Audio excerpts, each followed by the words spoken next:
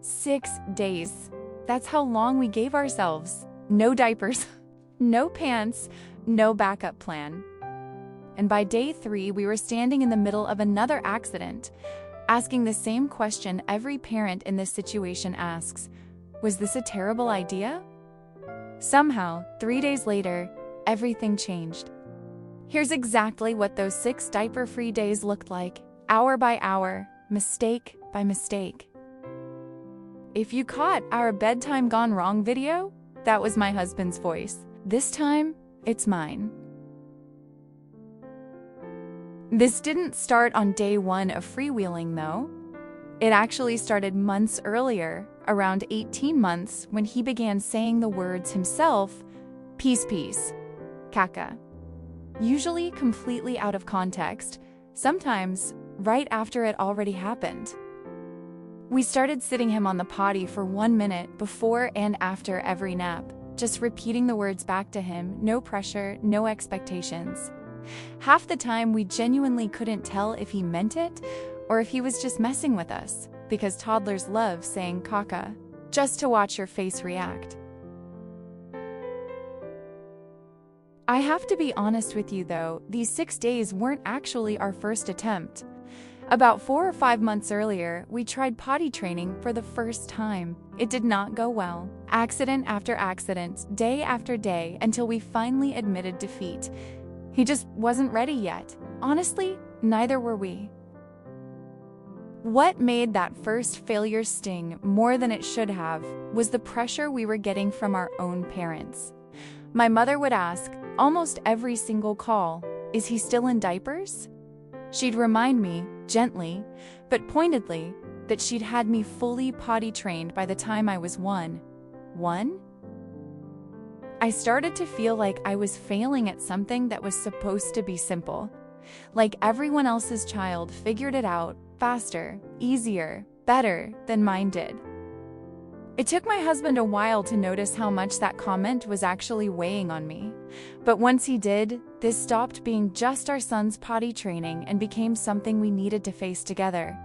So after his 2nd birthday, we tried again, this time as a team, with a real plan and without the shame.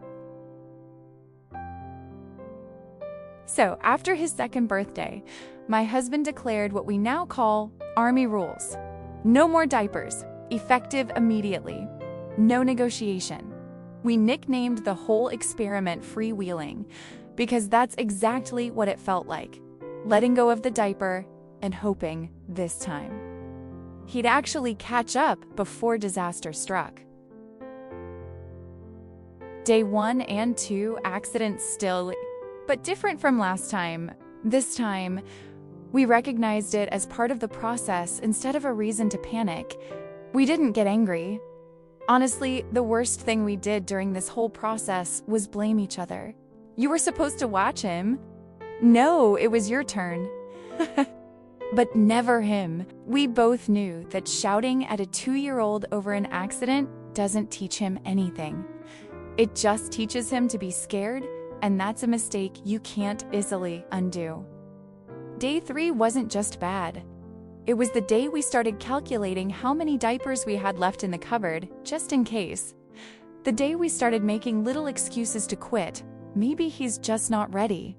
Maybe we're pushing too hard. Enough accidents in one day that we seriously considered putting the diaper back on. But we didn't. What we didn't realize the first time around is that toddlers aren't learning bladder control first. They're learning body awareness. Before a child can use a potty consistently, they need to recognize the feeling before it becomes an accident, not after. That's exactly why our first attempt, months earlier, hadn't worked.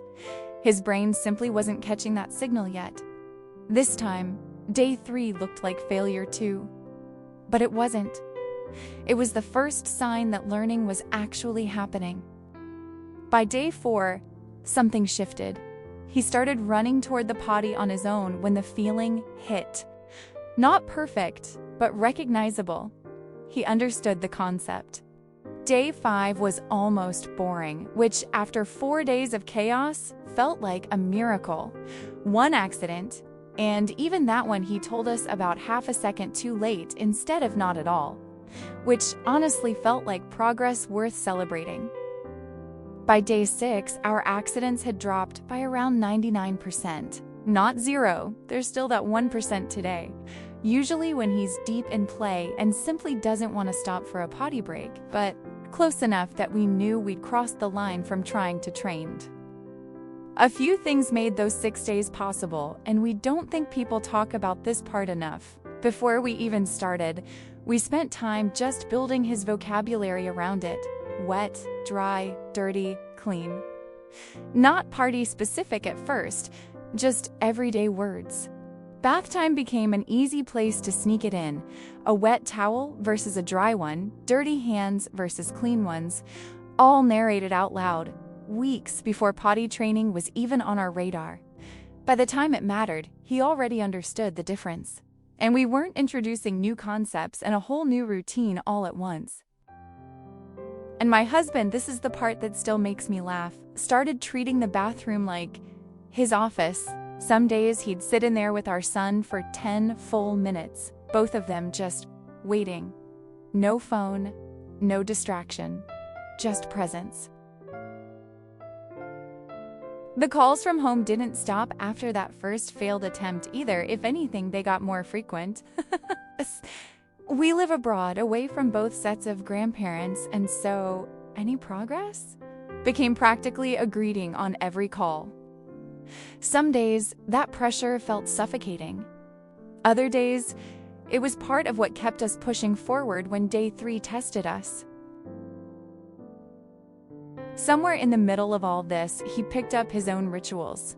Now, after every single potty trip, he watches, very seriously, as we carry it to the toilet and dispose of it. And every time without fail, bye peepees or bye-bye Kaka. Every single time. We could not make this up if we tried. And honestly, we hope he never stops doing it. He's still learning. Pulling his shorts up and down after the fact is its own small battle. And there's still that occasional accident. But every time it happens now, we don't see a setback. We see a kid who's figuring out his own body in real time, right in front of us. And we feel lucky that we get to witness these tiny, messy, ridiculous milestones with our own eyes while they're happening. Right now, an accident on the floor feels like a small disaster. A year from now, it's just going to be a memory that makes us laugh. Parenting is strange like that. We spend years teaching them independence, how to eat on their own, sleep on their own, use the potty on their own. And then we spend the rest of our lives quietly missing the days when they still needed us for everything. Right now, he's learning to leave diapers behind. And somehow, we're the ones who aren't fully ready to let that go. And if you stayed with us this far, here's the one thing we'd actually want you to take away from all of this. You will know when the time is right for your own child. If you've done even a little reading, a little watching, a little paying attention, you'll know when your moment has come. So be present for them and just observe, always. It doesn't matter what anyone else's kid did or when they did it. Potty training is a deeply individual experience, from one household to the next, from one child to the next. Don't rush it because of a chart or a comment section. Just enjoy it, mess and all. So, how old was your toddler when potty training finally clicked? 1? 2? 3? Or are you still in the middle of the chaos right now? Tell us in the comments. We genuinely want to know we're not the only ones. Next up, we're getting nostalgic. 10 things we already miss about his baby face. The stuff nobody warns you, you'll actually miss. If you're in the middle of your own potty training chaos right now, or just love these real, unfiltered parenting moments, hit follow so you don't miss it. See you in the next episode.